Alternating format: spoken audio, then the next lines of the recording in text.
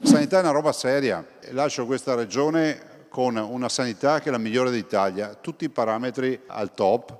È una sanità che ha 64.000 dipendenti, è una sanità che dei 64.000 dipendenti ne ha 12.000 medici. Pensate che in Italia mancano 50.000 medici in questo momento e a noi ne mancano 3.500 di quelli che potremmo e vorremmo avere.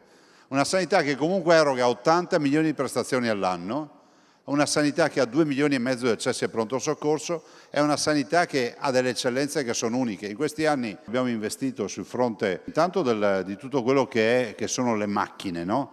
Io ho sempre avuto sto pallino di dire dobbiamo comprare sempre le ultime novità e quindi noi veneti siamo indagati da macchine veramente molto performanti, a volte ce n'è una in Europa, ce ne sono 3 al mondo e noi c'è uno dei 3.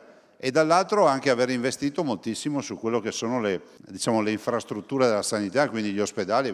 Vicenza ne è un esempio col San Bortolo piuttosto che il Sant'Orso, Montecchio Arzignano e molto altro ancora. Abbiamo fatto grandi investimenti e questo va a beneficio della salute dei cittadini. Sulle liste d'attesa siamo usciti dal Covid con 500.000 persone in lista d'attesa, oggi ne abbiamo meno di 6.000 e io la bacchetta magica non ce l'ho. Però vi ricordo 80 milioni di prestazioni sanitarie che ogni anno vengono erogate.